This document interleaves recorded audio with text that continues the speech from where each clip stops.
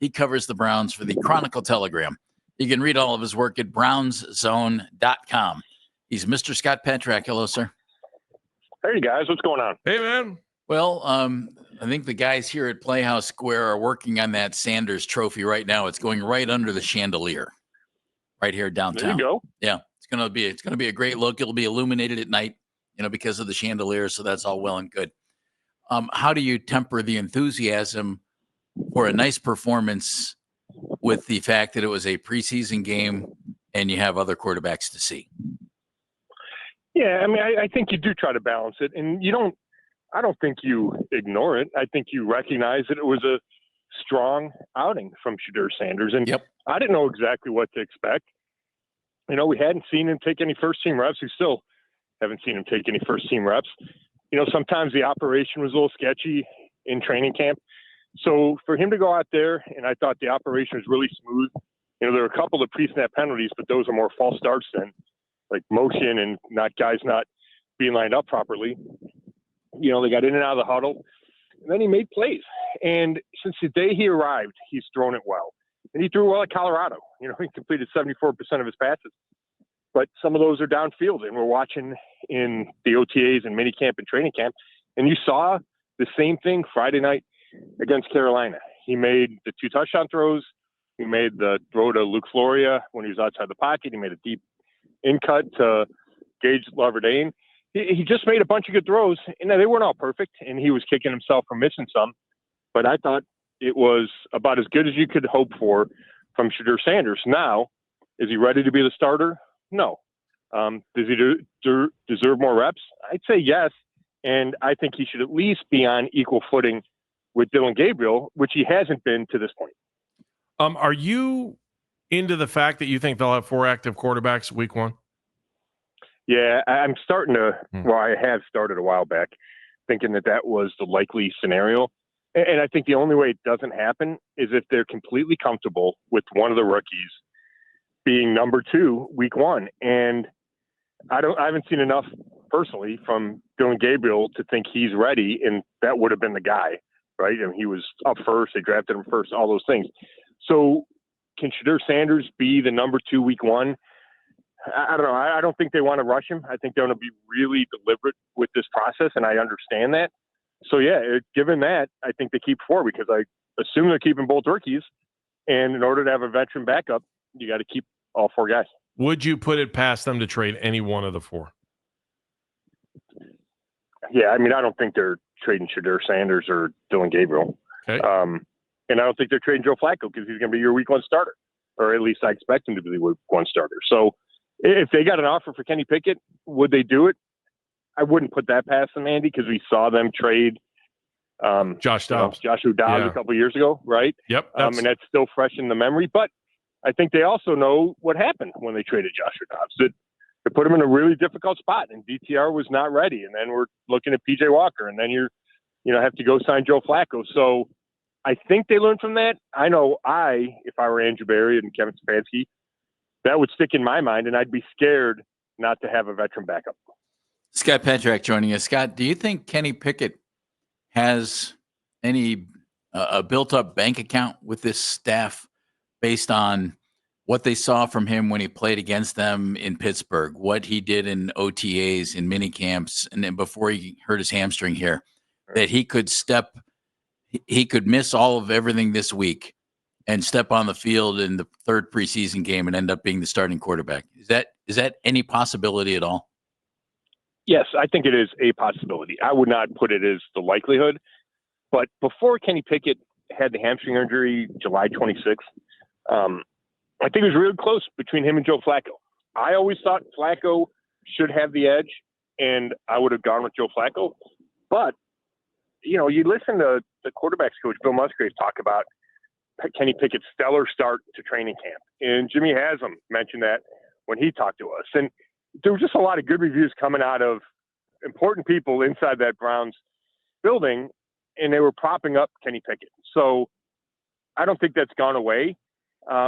Today they went 7-on-7. I think it was first, like their first quote unquote team drill, 7-on-7. And Kenny Pickett got the first reps because you don't have to run. There's no rush.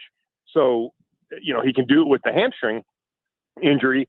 But, I think that's still a sign that, hey, they're not giving up on Kenny Pickett. I think it's less likely that he's a starter week one, given how Joe's looked and given the number of reps Joe's gotten. But I would not rule it out completely. If you're Kevin, and you're looking at this whole thing, what do you, where do you think he's at, just with the team itself, and knowing what he wants to accomplish this week, especially using the starters in games that the fans aren't going to see? So put yourself in Kevin's shoes and tell me where you think your team's at right now. I think he feels pretty good overall. When we talked to him Saturday in the aftermath of the Friday night game, he talked about feeling good about the effort in 60 minutes, and guys came ready to play. And I think they're building on, we've talked about it a million times, guys, the increased intensity, increased urgency in practice. And that includes tackling, to the ground a couple of times. They've really tried to change the tone, and he believes that carried over to Carolina. So I think he feels good about that. I think he has concerns about the offense. And, look, the quarterback threw the ball pretty well today. But, there's been, we have questions about the running back position without Quinshon Judkins, a question about the receiver position. And then defensively, I think his one concern is injuries. That, they're already a little thin at linebacker, given JOK and given Jordan Hicks' retirement. And then at corner, the injury to Martin Emerson Jr. and, Greg Newsome has been in and out. And they've had a couple other guys banged up a little bit. So I think those are his biggest concerns. But I think he feels better about the team's preparation than he would have a year ago. Scott Petrak's joining us, brownzone.com, where you can read all of Scott's coverage of the Cleveland Browns. They threw 3 passes to a guy named Kaden Davis. He caught all 3, 2 of them for touchdowns. Did he just happen to catch a couple of touchdowns in a preseason game, or is this guy who's been kicking around for a while and will be 27 in September has a real chance to make this team? Yeah, right now he's on the 53-man roster, or my 53-man roster. Jeff, I think he makes it in this receiving corps. Maybe Gage Leverdain can beat him out. He's played pretty well, but he's an undrafted rookie. He doesn't have the size that Davis does. You look out here in training camp, and some things, you will look and you can dismiss. But too many times I've looked up, and Kaden Davis has been running with the ones. And he's been getting the ball on jet sweeps, end arounds. And we saw a couple of those against Carolina. And enough for me to go, it feels like a guy that's in their plans. I feel like a guy that has more than their interest and has really made an impression. And then, Kevin Stefanski talked about it over the weekend, that he brings speed. He does have some size, like I mentioned, and they like him. And he's been with the team all off season. He's shown up. He was here for a little bit last year on the practice squad. So, yeah, I think he is certainly in position to make the team. Now, you never know if they love somebody that gets waived by another team and claim somebody, and then, he's the odd man out. But I think right now he's on the roster. He's a great story. Browns are his 5th team. He played Division II after playing JUCO ball. I loved his post-game interview after the game in Carolina, because his answers were like, yes, I think so. That was it. it was like, all right, kind of interviews, yeah, Kaden, if you're going to make this team, you're going to have to pick that part of it up. But the football, nice. You did a nice job. I had to laugh. That's funny. Yeah, I don't love those interviews. The Luke Floria story took a turn today, obviously, medical release. So what are your thoughts? And it smells like if they can get him through, they're going to put him on the practice squad. Does that sound right?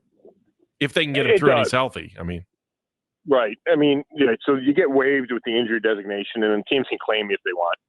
If not, you revert to the injury reserve, but then you can reach an injury settlement. And then I believe you have to be away from the team for a while, but then you become just an open free agent. You get signed somewhere else, or after a while, you can come back to the original team. So, he's had a really good camp. He stood out. I don't think he was ever projected to make this 53, but I think he would have been here on the practice squad. So I don't think that changes. And I don't think, for an undrafted guy, there's a rookie tryout, small. Yes, I don't think there's going to be a whole lot of interest around the league. So I think he'll eventually get healthy, and we'll see him on the practice squad. So if you're Kevin Stefanski, what are you hoping your plan is at quarterback this week in the practices and then Saturday against the Eagles. We know he's going to hold off because he doesn't know about health. What do you think he's hoping for? Yeah, I mean, the hope is that everybody's healthy, right? And then you can go into those 2 Philly practices and get a lot of Joe Flacco and Kenny Pickett. I don't know if I'd feel good about that. I mean, Kenny Pickett did not do team drills today. Now it's 2 days away from Philly, but that would be the goal, is that Flacco and Pickett would get a bunch of the team reps in the joint practices, and then you'd play the 2 rookies in the game on Saturday afternoon. And it'd be a half for one and a half for the other. Probably start Dillon Gabriel because Shedeur Sanders started Carolina. So I think that would be ideal for Kevin Stefanski. We just don't know if that's how it's going to play out. And obviously we've seen less than ideal, with this team so many times, but especially just in the last week and a half with the quarterbacks, because it didn't play out like they wanted in Carolina, right? Kenny Pickett would have gotten a bunch of team drills in Carolina, and he didn't get any. And Dillon Gabriel probably would have played a half in Carolina, and he didn't play at all. Do you expect to see Quinshon Judkins in a Browns uniform this year? Yes, okay. I do. I think the waiving the right to the speedy trial is a step toward that. I don't think it's some kind of end-all be-all, but delaying the trial, and actually it sounds like it just gives the sides more time to work out a settlement or some kind of an agreement before it goes to trial, before there's formal charges, because I don't even think the charges are completely formal. I know he's arrested and they have that kind of thing, but it's still early, but I think that is a step toward him coming back. The league obviously has to finish its investigation, and I don't think the league waits until the court rules next year. I think the league will act sooner than that, and I would expect some kind of suspension, but I would think Quinshon Judkins plays for this team. Now, is it week 4? Is it week 7? I don't know that answer. And I think it's worth noting, I know running back might be the easiest position to transition to, but there's no way that not being here for the first, we're 12 practices in 1 preseason game. There's no way that doesn't hurt him and hurt his preparation and hurt his ability to contribute right away whenever that is. Especially as a rookie. Scott, Thank you, buddy.